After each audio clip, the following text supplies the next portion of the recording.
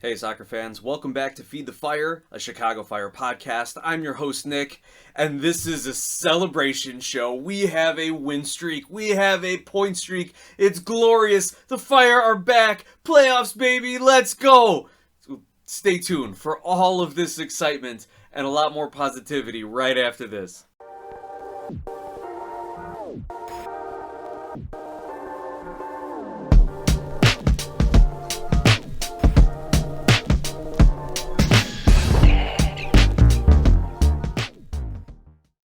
Hey soccer fans, welcome back once again. I'm your host Nick here on the Feed the Fire podcast, part of the Glass House Soccer channel. I want to thank you all for tuning again this week, and yeah, maybe I got a little carried away at the huge victory over Toronto this past weekend, this past Father's Day weekend, for that little intro teaser there, so I'll try to bring it back down. I'll try to have some good coverage, but it's hard not to get excited, right? 4-game point streak, 2-game win streak, goals are being scored, the Fire is moving up the table, kind of, so it's hard not to get excited, but we'll get to all that in a minute. I want to just make a few announcements. First of all, happy Father's Day to all the dads out there, fathers, grandfathers, godfathers, fathers-in-law, stepfathers, whoever it may be, all the soccer dads out there. We may not have the cool minivans like the soccer moms, but we definitely have the same passion for raising the kids in the game and definitely getting into it. And I want to thank my dad. And last Father's Day, I told a story about how he got red carded and tossed from one of my games as a fan. This year, I want to share a little maybe more heartfelt story, nothing too crazy. But my dad was one of my first coaches when I started playing soccer. AYSO, kindergarten, growing up in Rockford. There was the head coach. There was 3 other dads who were all his assistants. My dad was one of the assistants, and there was 15, 17 little kindergartners that were all part of the team, just running around going nuts. I didn't realize it at the time, but now having coached some, under 7 and under 8 teams myself, I was like, oh my gosh, I don't know how anybody would get into this if they really didn't love their kid. So I thank my dad for coming out and trying it at least. But after the first week of practice, I think he and a couple of the other dads who were the assistants were like, you know what? Maybe this isn't exactly what we thought it would be. Maybe we're not well suited to be herding these groups of just energetic children who some could barely tie their shoes and walk, and other were like, we want to play soccer, we want to play a game. So his coaching career was very short-lived, I will say, but it did turn into, I'll call it some private training sessions then, where he taught me everything about the basics of soccer and also taught me a lot of the tricks of the trade. And I remember at one point looking at him going, Dad, I don't know if a kid at my level should be learning all these tricks about, how to knock the guy in the back of the knee to throw his balance off, or to hold on to his shorts so when he jumps or runs, he runs out of his shorts, or, little tricks to clip the heels of a guy. I don't know if I need to be learning that at the AYSO level, but I'll tell you, it all paid off, because when the basic skills were down and founded and we started playing club ball at age 10, 12, those tricks came in handy. So I guess my dad knew what he was doing after all. So thank you, Dad, for instilling in me the love of the game, teaching me the basics and the basic tricks, and for always supporting me in being a soccer player. And I hope you all got to spend some great time with your family this weekend. It was really nice going to church with my dad this weekend, went out to visit him, and then just kind of grilling out for the afternoon, hanging out, enjoying his day. Also, speaking of celebrations, real quick, happy birthday to Brian Gutierrez, who turns 21 today, June 17th. Congrats, Guti. Hopefully we'll get some content from the club as to how his teammates or how the locker room celebrated for him, or maybe not. Maybe we'll want to keep that 21st birthday under wraps. We'll see. I do have some big show announcements, and it wouldn't be possible to make these announcements without all the support of you all, the listeners, the viewers, because of all your clicks and likes and reviews and subscriptions and sharing the show and helping it grow. I'm excited to announce the first of 2 new partnerships. I want to recognize our new partner, sportspider.com, where Feed the Fire and Glass House Soccer will be their featured source for Chicago Fire news and content. So when you go to SportSpider and you go to the Chicago Fire page, the first thing you're going to see is Feed the Fire podcast and Glass House Soccer YouTube videos. So thank you to SportSpider. What they are, they're an aggregator website. They scour the web for all the latest content for every professional sports team in the United States, not just soccer. and they aggregate it all into one site. So if you're tired of searching multiple websites for sports news, sportspider.com has you covered. They collect the latest articles, videos, and podcasts from around the web and organize them by your favorite teams. If you want to stay as updated as possible on the Fire, or any other team for that matter, hit the link in the description. I'll make sure to post it. Check out sportspider.com. Great website. Happy to be a part of their network and happy to be working on some promotional stuff with them. Now, the second partnership still in the works, finalizing the contract, but Feed the Fire will be joining a national podcast network. So I will give you more details once that's official, but what you can look out for in the next couple of weeks is more episodes, though less time. So instead of my weekly hour-long 50-minute episode, you may get 2 or 3 25-minute episodes. There will be ads that will be run in the episodes. So I have been very, very happy to run an independent, free from ad show other than our partnership with Skira that allowed us to get off the ground here and really launch the site, and who continues to support this show. And Skira will continue to be a partner. They're not going anywhere.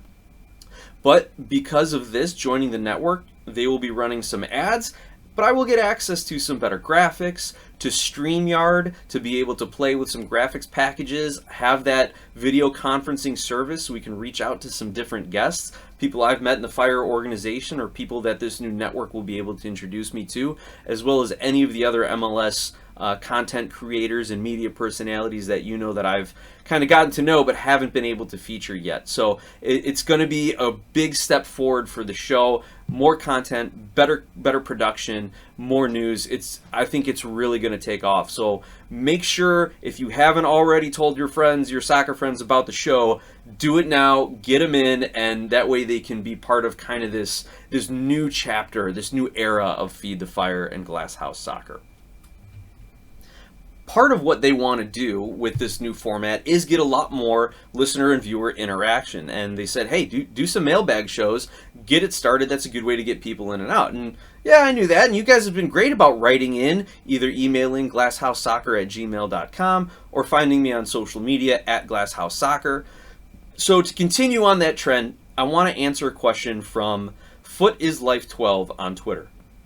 Now, FootIsLife says, hey man, question for your next episode, or if you'd like to answer here in Twitter, but no, we'll do it on the episode. More people can enjoy it then, right? In one episode, I believe you said you were not in the Fire Heights position just yet. How about now? And what would it take for you to change to a Fire Heights position? Anyway, good show. Keep up the good work. So first of all, thank you, Foot is Life. I really appreciate you reaching out and supporting the show and for the kind words there to keep up the good work. I will definitely do that. It's going to get a little harder with all this new stuff, but hard work pays off. So I'm excited to share that with you and everybody else. But to your question, I was not in the Fire Heights position at the beginning of this season. So let's go back and kind of rehash this roller coaster of where I stood on the front office, at least in my personal opinion. At the end of last year, I was in the fire everybody, cut everybody position, right? Nothing was working, and the team said, hey, we're just going to run it back with the same front office and coaching staff and players. Well, then we saw the player acquisitions. We saw Gutman, Gasper, Aragoni, by the way, Hugo Kuipers, Colin Acosta. Like, we saw those acquisitions come into play. And we saw some movement within some of the second team players in some loan deals and some transfers in order to get them more playing time. We saw a lot of the development around the business side of the Chicago Fire, expanding the academies to lower levels, development, discovery camps, investing more in training facilities, community involvement. I became a season ticket holder and really got to see how customer focused, how fan focused the Chicago Fire as an organization are, especially bringing in guys like Dave Baldwin and everyone that works under him and for him, who've come from other sports teams who know how to be successful. And really, to me, it seems like it's a fun culture and there's a no bad idea culture in the Chicago Fire. The only thing that's missing is the senior team, right? CF2 is great, youth programs, academy is great, everything else is great. The only thing that was missing is the senior team, and they added the pieces to it. They upgraded in a few different positions, and so I was really looking forward to it. I was like, okay, Heights and Pelzer and the front office, they bought themselves another year or two maybe. And then we start the season, and it's the same old results. And I'm looking at the coaching staff saying, hey, we upgraded our positions here. I can't get to fire the front office and skip over the coach. The players have been upgraded. They're doing their best. But to me, the coach did not know what he was doing. And to a large extent, I'm unchanged that Frank Klopas is not the coach who is going to win trophies for the Chicago Fire. Possibly not be the coach that possibly be the coach that doesn't get them into the playoffs either. So I'm still very, very critical of Frank Klopas, despite him having to, now I'm starting to kind of like hedge a little on it, despite him having to work with Xherdan Shaqiri. And we all know, hindsight's 2020, that now that Shaqiri's been gone for 4 games, the Fire win 2 and draw 2, right? So it's hard for Frank to manage that locker room when you have a guy like that who plays as poorly as he does and plays as disjointed as he does on the pitch, as well as not backing it up or not being a good teammate in the locker room. And I don't have any solid reporting on that, but just look at the results and look at Shaqiri's recent comments while he's over with Switzerland for the Euros, saying like, I want to come back to Europe. I want to stay in Europe. Well, yeah, duh. We'd all love you to stay there because you've done nothing but take our money in the 2.5 years you've been here. So I'll hedge a little on the Fire Klopas stuff, but actually one of our other listeners, Ryan, said, like, you know what? If this keeps up and the season ends on a high, Klopas should just like retire and step back and go out on a high note. And then that way we can let the front office, and these are my words now, let the front office work with hiring a new coaching staff, getting a couple new DPs, using some of that John Duran sell-on money. Let's go Chelsea money here. Okay, maybe that's not all official either, but like that's kind of the thought process there. So I was on the Fire Heights. I was back on the let's give them another year or two. When the Fire had those terrible results at the beginning of the season, I was like, nope, fire them all. Didn't work. Their best scouting, their best player signings came from Lugano, right? Or the top free agent in MLS, Kellen Acosta. Like how much scouting did you have to do for that one? I'll give him credit on Hugo Kuipers, who's finally coming into form a little bit here. But, you know, who are you signing? Haile Selassie from Lugano. Aragoni from Lugano. Gutman and Acosta also from within the MLS. Like, those aren't difficult things to do. So I still need them to show that they can sign an actual quality designated player. Jairo Torres was a swing and a miss. The Xherdan Shaqiri was a big swing and a miss. And renewing Gaston Jimenez, I know they did it just for roster compliance this year, but a couple years ago when they did it, instead of being able to transfer him back to South America, I think Argentina, there was a team looking at him. That's just not going to get it done for me. The other way that they can kind of get some more credit back with me is if they do end up getting that $10 million transfer for Fede Navarro that was rumored by Boca Juniors, but we'll see. We'll see. So I am like really on the fence right now. To get me to go to the Fire Heights position would be if they did nothing this summer. If there was absolutely radio silence. Now they're kind of getting into a groove, and you don't want to rock the boat too much, but you do want to add to this. You always need to be looking to improve. The only reason I would accept that if they don't go out and make some signings is because they knew they were going to have a new coach or someone else in the front office, maybe transition Heights and Pelzer to business side of things and bring in a sporting guy, a scouting guy, you know, new kind of networking thing there. And then I'd be okay with no signings because they're all building towards one massive overhaul in the offseason. But if they do nothing with no explanation, if they double down on Klopas and we start hearing about this coaching staff getting extensions, if they don't move Shaqiri by the end of the season and he walks away on a free, I don't care if they have to eat some of it, but if you let him walk, like that's you're losing out on some flexibility there. Those are the kind of things now, just the poor soccer management, roster management kind of things. I would love for them to start to be linked with other players incoming. I think that would really help me on the keep them, let them at least see out their contract. But that's kind of where I'm at with my temperature gauge on Heights and Pelzer in the front office there. So I'm pretty lukewarm. Like at this point, the results are starting to come in. We're starting to see some successes with their signings, albeit they weren't exciting signings, but you know, we'll see if they can hit that big one. And they haven't hit it yet. This is their last chance to do it. Okay, that went way too long to answer that question, though. It was a lot of fun. And let's get into some of the actual team's performance and play here, right? We all know Sasha Kljestan of MLS in the studio now, former big-name player, USMNT, right? We all know Sasha Kljestan. We all enjoy his commentary. At least I do for the most part. But on MLSsoccer.com, he's got the fluff piece, right? He's got the stock up, stock down. The fluff piece, just to get some of his writing experience, right? Get him some writing chops here. But he did talk about the Chicago Fire on the stock up, and I think it's worth reading it here. So Kljestan writes, "This is surely the first time I have the Chicago Fire in the stock up part of my column after quite a few weeks in the stock down section. But after a 4-1 thumping of Toronto FC, Frank Klopas' team is 4 games unbeaten and won back-to-back. All of this has coincided with Xherdan Shaqiri away from the team, representing Switzerland at the Euros. Coincidence? I think not. Chicago must find a solution to move on from Shaqiri this summer. The way Chicago played this weekend was inspiring and impressive. It was refreshing to see them throwing numbers into attack with some beautiful patterns of play." That's Sasha Kljestan, stock up Chicago Fire. And that absolutely flows into what we saw during this game. The Fire against Toronto definitely took advantage of Bernardeschi and Gomis's red card absence. The Fire were able to push up a lot more without worrying about a Bernardeschi counterattack or him flying up the wing.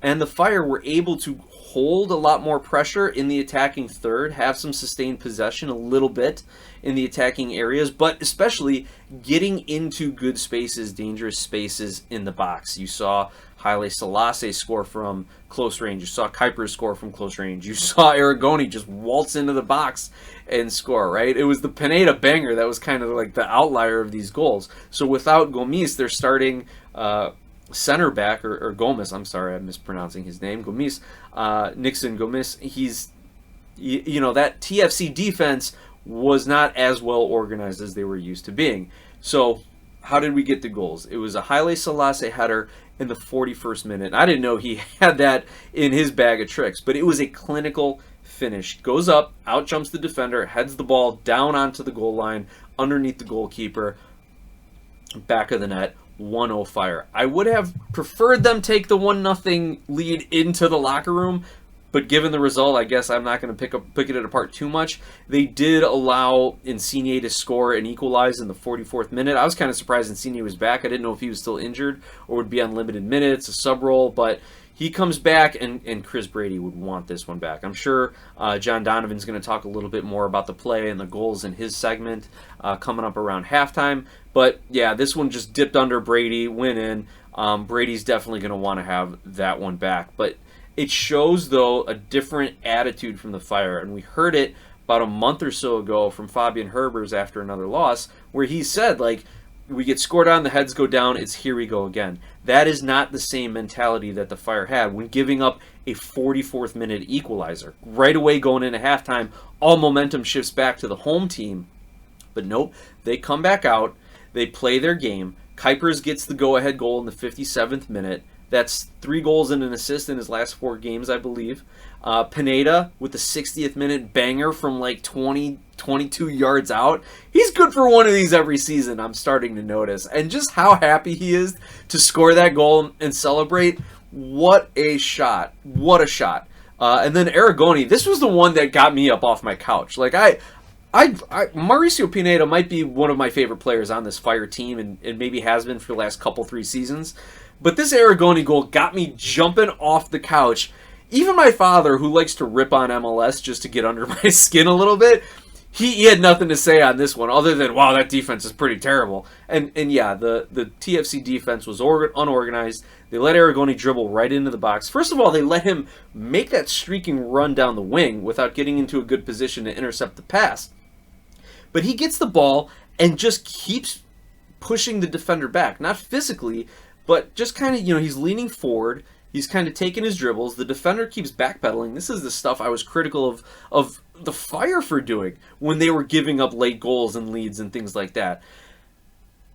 He somehow makes a quick cut back and then just bends it left. He looked like a little kid out on the pitch at just playing against some youngsters. Like, he looked like he was back in his element, just having fun. And he's like, I used to do this all the time. It was so smooth. Dribble right, quick cut left, and then left-footed bender curve right around the outstretched arms of Toronto goalkeeper Sean Johnson. So that one got me up. That looked like he'd been wearing striker's boots, that he's been practicing with Kuipers over the last couple of weeks on that move. That looked great. I was really excited to see it. So with all of that being said, with the Fire, with Sasha Kleston saying the Fire were able to put pressure on, with the Fire having these opportunities inside the box, with their stellar defensive play, how did that shake out statistically speaking? It was a little surprising to me because the Chicago Fire only had about 40% possession, according to MLSsoccer.com. Now, here's what was great. 15 shots, 8 on goal. We have seen the Fire have, 14 shots in some games, but those have just been a lot of prayers and a lot of stuff at the end of games trying to claw back for a draw where they're just letting everything fly. 8 shots on goal, picking their targets, just like I coached my U8s. Don't just shoot it at the goal, because odds are you'll kick it right in the middle where the goalie is. Pick a spot, pick a corner, as they say in shooting, right? Aim small, miss small. So that's what the Fire were doing. They were picking their shots. They put 4 by the keeper. Defensively, 3 blocked shots. Only 346 total passes, but at an 81% passing accuracy rate. So they were starting to pass the ball into some deeper attacking areas where it was a lower percentage passing. As opposed to TFC, who had 587 passes at an 89% completion rate and still only got 6 shots on goal, but couldn't convert more than the 1. 5 corners for the Fire, 5 total crosses, so it looks like they're playing a little more direct to Kuipers, and you saw a lot of those long through balls up the middle instead of bombing up the wing and trying to send the crosses in. So good little bit of a tactical adjustment for the Fire on this to attack the center of their defense, and we've seen that these last several games with Gutierrez playing centrally, and he almost had a goal. He had a shot that slipped underneath Sean Johnson's arm and hit the post, just hit the outside of the far post on that shot. But we've seen Gutierrez do it now at least 3 games in a row, where he picks up the ball in the middle third or receive. The Chicago Fire D-mids and backline did a really good job of playing some line splitting passes, right? If you want to talk about it in hockey terms, splitting the lines. If you want to talk about it in NFL terms, it's that quarterback finding their receiver, settling down in the zone between the linebacker and the safety. That was exactly what the Fire were doing. Gutierrez was able to slip behind some of their defensive midfielders, receive a pass, and then it's just him and a center back, or him and 2 or 3 defenders that will collapse on him and allow him to make the play to shoot from distance or lay it off for an on-rushing attacker. And in this particular instance, he shot from distance and didn't miss by much. And that's why we're seeing a lot of less crosses in this game. Fire defensively had 6 clearances, 12 fouls, no yellow cards, no red cards. So a very clean defensive game for the Fire in that respect. Expected goals, this is the funny thing. We always talked about the Fire need to have a higher XG because the shots they do create aren't high percentage chances. So despite having 8 shots on goal and scoring 4 goals, only a 1.2 expected goal total here. So the Fire were converting these very difficult shots, apparently. So like I said, 4 games unbeaten, 2-game win streak, feels pretty good. And in the second half, I'll let you know how it could feel even better. But to flip over to TFC really quick, I guess it wasn't all bad for TFC if you're a fan of Sean Johnson at least. The club announced that they are signing him to an extension through 2025 with a club option for 2026. So Johnson loses to his old club and gets a contract extension afterwards. Also in Fire news, Rafael Chihos received his green card, granting him permanent resident status in the United States. Now, what does this mean for the Fire? Well, as a permanent resident, Chihos does not occupy an international roster spot on the 2024 roster. So as I kind of alluded to before, any new GM, coach, executive that's going to come into this club, assuming they can move Shaqiri, buy him out, get rid of him, there's going to be 2 DP slots, again, assuming Jimenez ends up either moving or they will have to remove that tag from him based on his salary. So they'll have 2 DP slots, at least one more international spot, potentially a new coaching staff, and a lot of money to blow if Mansueto is going to actually start investing even more after signing Kuipers and him finding his form. And if John Duran does get sold from Aston Villa to Chelsea, I'm sure there's a sell-on clause there. And there's probably still a few more dollars from Gaga Slanina's trade. And if Chris Brady moves, hopefully they'll have a solid keeper that can step up either from the academy or, Spencer Ritchie is a serviceable keeper. And the Fire can continue to use whatever transfer money Brady brings in to upgrade their backline. So this is a fantastic moment for the Fire. It's one of these rare kind of like equilibrium balance moments where everything seems to be balanced. The good and the bad and the potential good future and the potential bad future. And we'll see how the organization moves forward with it. Also, just wanted to point out, because the Fire have been so lax on goals, I went back and looked at when was the last several games the Fire have scored 4 goals in a match. So just this season, they did it against Montreal. You remember Kuipers and Acosta coming back and winning that game on St. Paddy's Day weekend. Last fall, against Miami, October 4th, the non-Messi game, where Shaqiri had 4 goal contributions. In 2021, they dropped 4 at FC Cincinnati on October 20th. In 2020, they scored 4 goals against Houston on September 23rd. And then in 2019, they had 3 4-goal games, including a 5-0 stomping of the New England Revolution. So the Fire have had a 4-goal game in them every season going back to 2019. And that's when I stopped looking. Maybe they did have some in 2018. They've had a number of 3-goal games, especially last season. They had a lot of those going up 3-1, drawing 3-3, or going up 2-1 and losing 4-3 or drawing 3-3 kind of a thing. So the Fire have had their offense in spurts, but it's the consistency that has been the problem. But now it's starting to look like they're getting a little bit more of that, which bodes well going into their next match. And we're going to talk about that in the second half of the show, but right now it's time for our water break, sponsored by Skira Icelandic Spring Water. Icelandic for clear, Skira water comes from a spring in a government-protected nature preserve in Iceland with naturally low mineral content.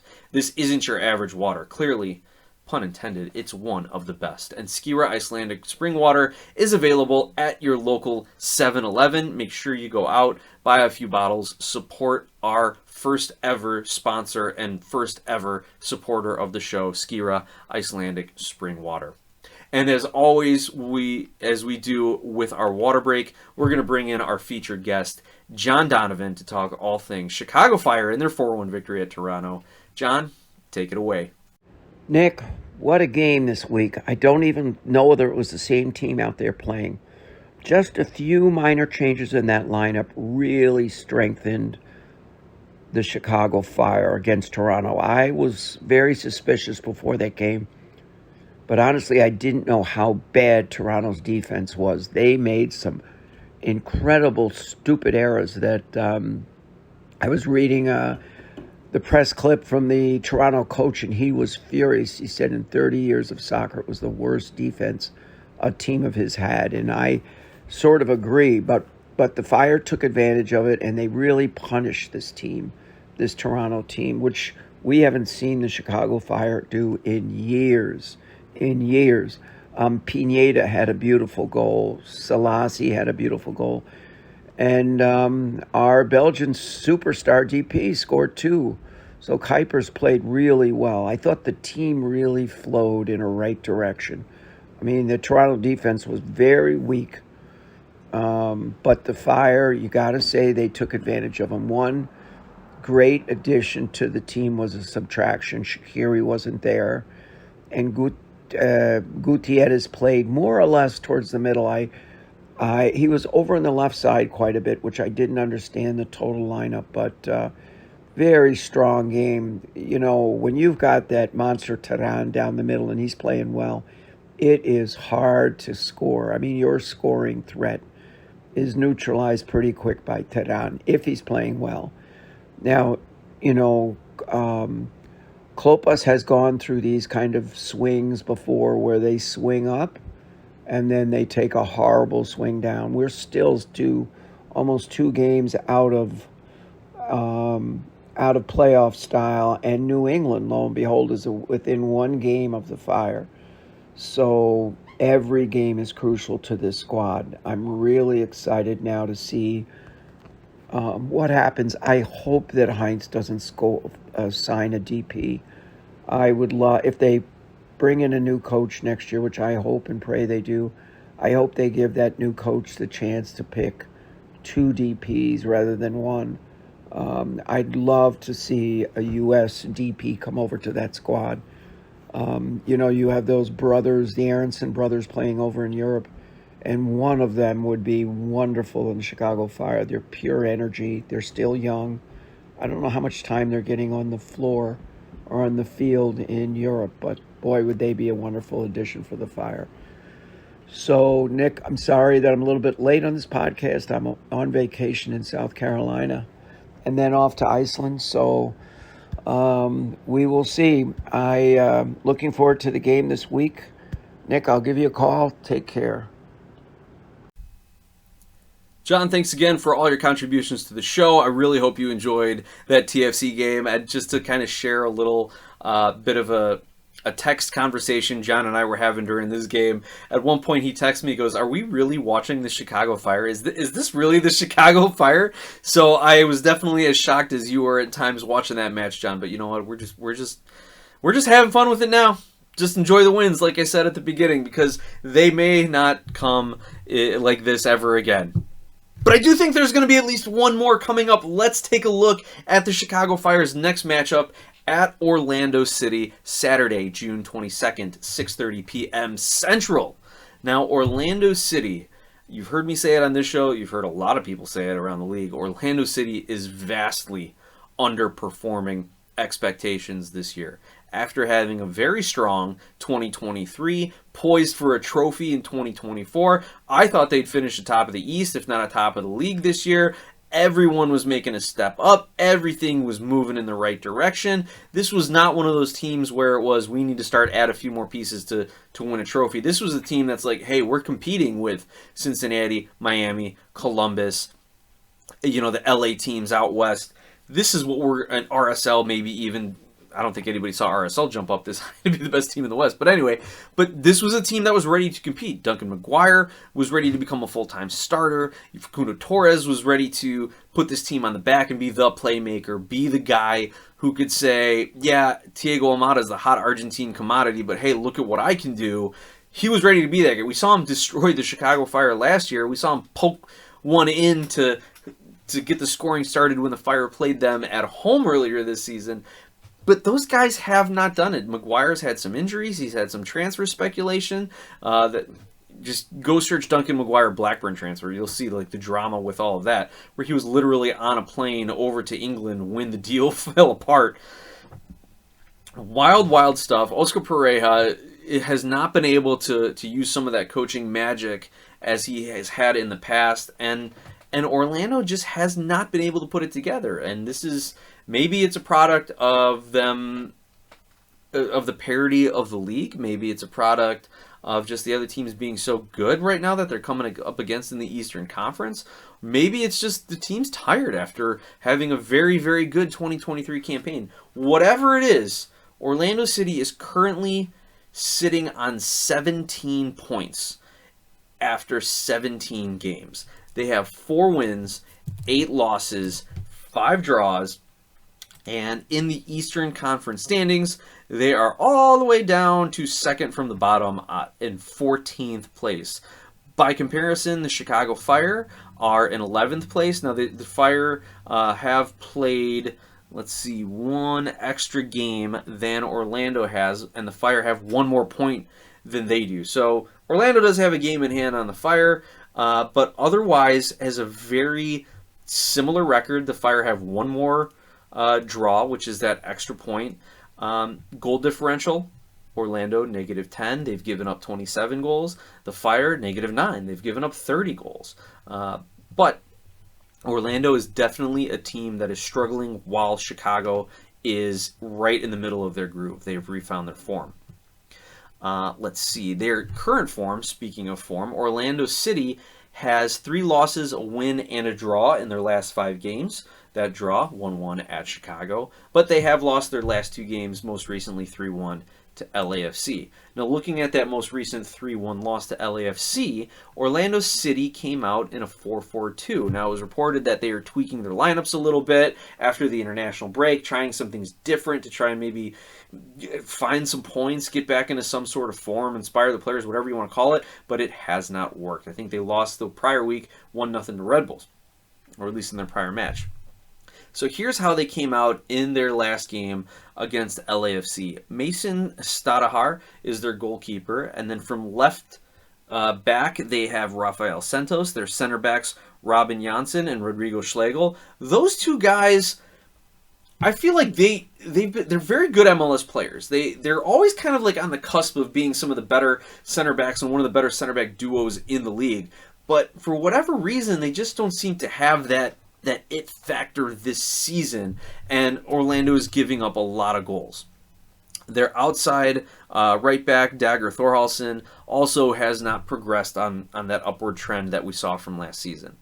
Orlando played a 4-4-2 last week, so they're 4 midfielders.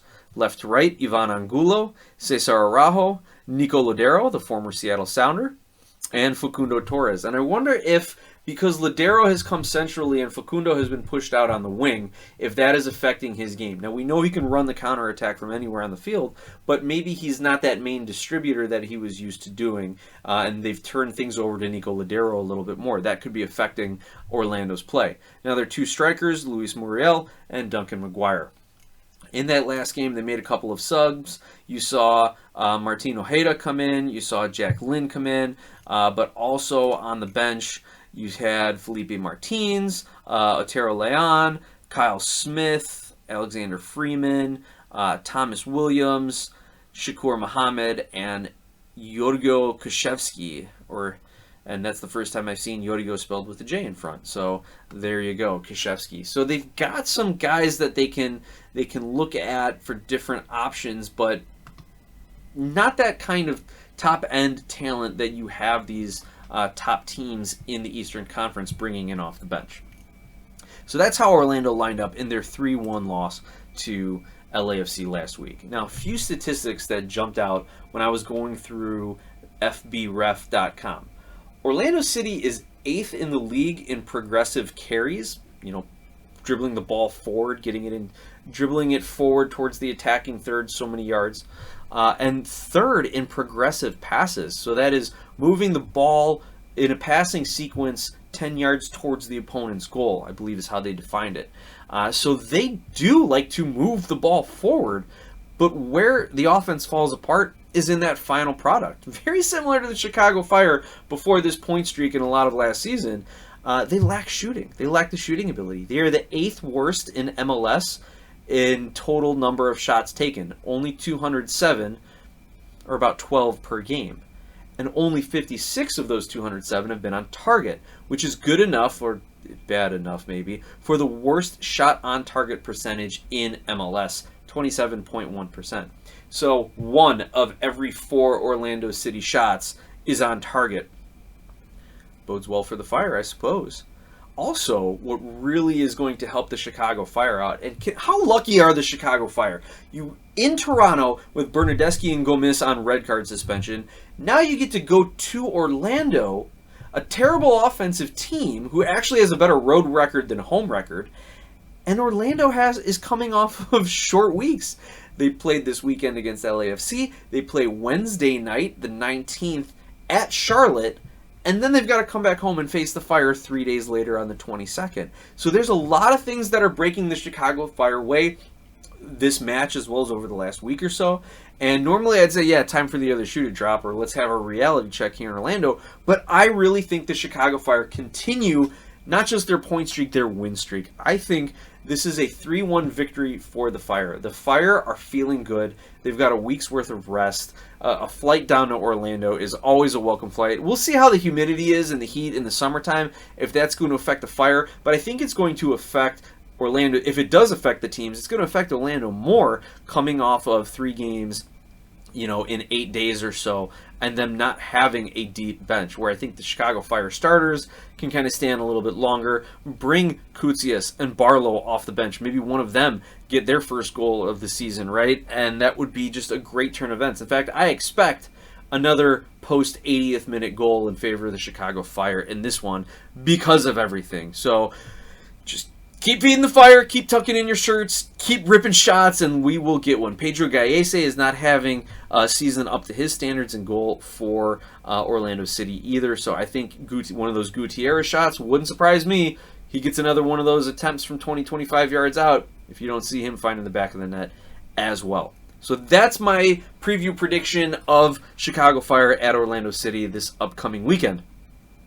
Now, to round out the show, talk a little bit USMNT as well as let's slip in one MLS headline here. Aiden Morris of the Columbus Crew is close to finalizing a deal to transfer to Middlesbrough in the English Championship.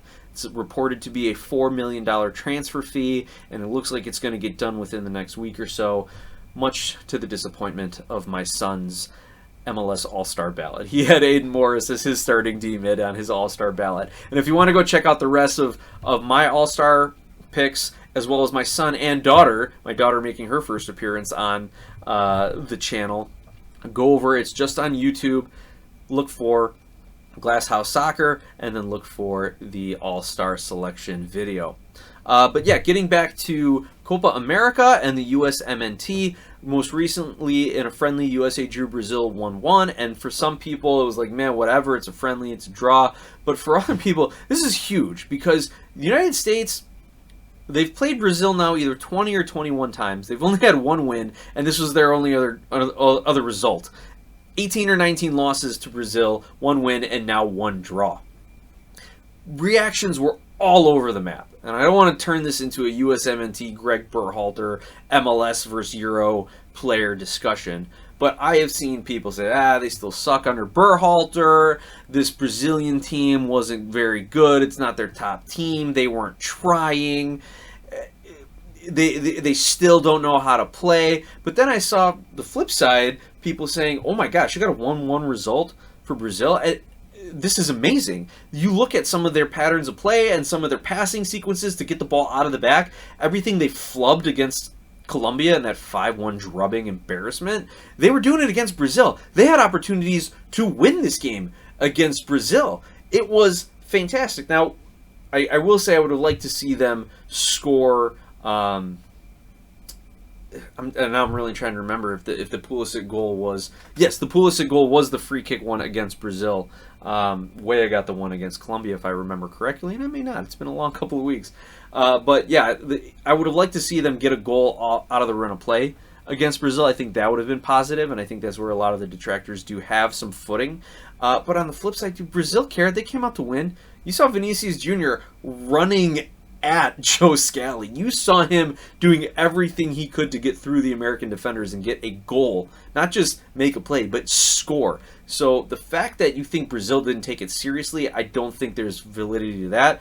But also, just generally, when teams prepare for major tournaments like Copa America, especially if you're Brazil, who are one of the favorites to win. I don't know if Argentina is still the favorite, but when you're, or maybe Colombia at this point, but when you're one of the favorites, you don't go into your last friendly tune-up game just thinking, let's just run a few guys out and let's just loosen the legs up. No, you go in playing full hard match for 90 minutes, in playing the way you want to play to win games.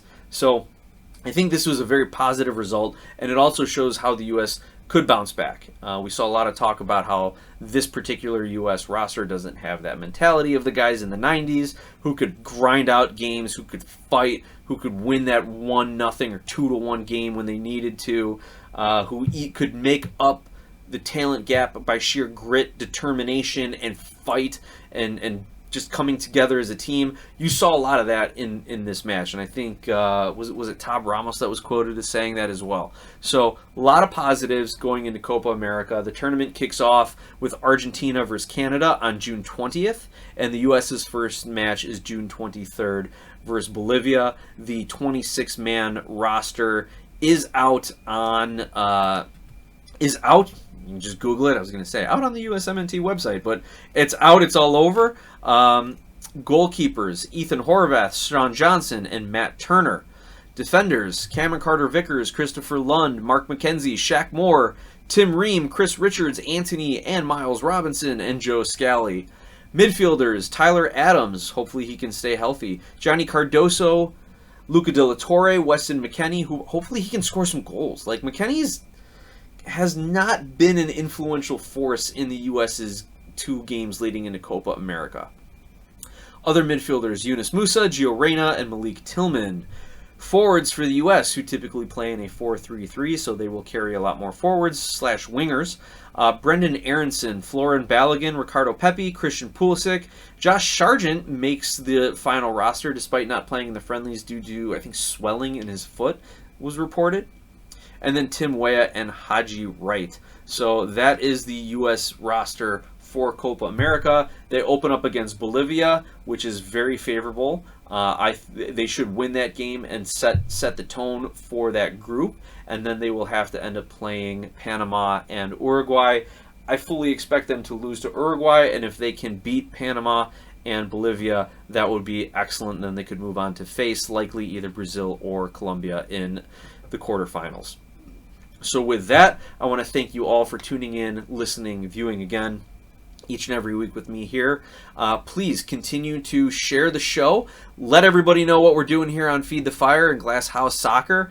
Reach out to me, like, subscribe, rate, review, all that great stuff. Let's keep growing. Let's get some new partnerships out there. If you're interested in a sponsorship, reach out to me, glasshousesoccer@gmail.com, and we can make it happen.